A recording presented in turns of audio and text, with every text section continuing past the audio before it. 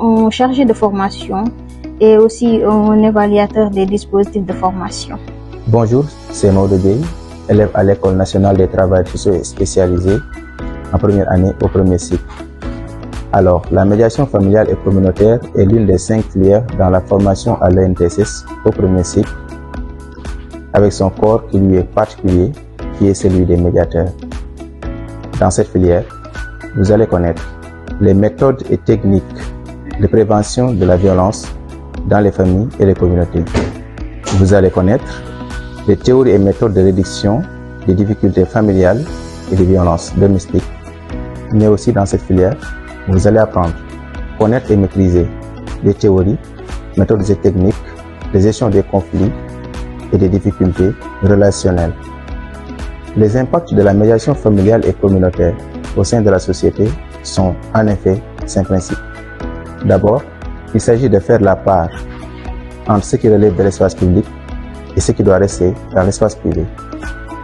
Ensuite, accompagner les parents pour qu'ils élaborent ensemble à la recherche de solutions avec le soutien d'un tiers neutre, impartial et indépendant. En outre, prendre en compte le besoin fondamental de l'enfant à rester en relation avec ses 2 parents. Et enfin, pour terminer, entre autres impacts de la médiation familiale et communautaire dans la société, pouvoir examiner concrètement les questions d'ordre financier et matériel. Je vous remercie. Bonjour, je me nomme Fatou Sène, élève en 3e année premier cycle de la filière protection des droits de l'enfant, en acronyme PDE.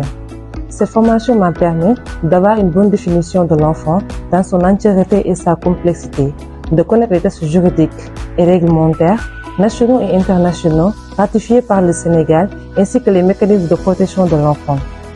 Par ailleurs, il a été une occasion pour moi d'avoir une connaissance accrue de notre stratégie nationale de protection de l'enfant, des organismes locaux tels que le comité départemental de protection des droits de l'enfant, le comité local de protection des droits de l'enfant. Elle va plus loin en donnant l'opportunité d'avoir des connaissances sur les modules spécifiques dédiés à la filière, tels que des cours sur la protection des droits de l'enfant, proprement dite, des cours sur la psychologie de l'adolescence, le théorie de la déviance, mais également des cours sur les notions de violence et maltraitance.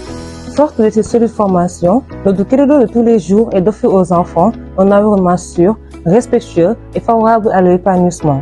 La filière protection des droits de l'enfant, c'est l'enfant dans toute sa globalité. Mais la protection des droits de l'enfant, c'est moi, c'est toi, c'est nous tous. Merci. Bonjour, je me nomme Ibrahim Diouf, je suis élève en 3e année, premier cycle, option travail social communautaire.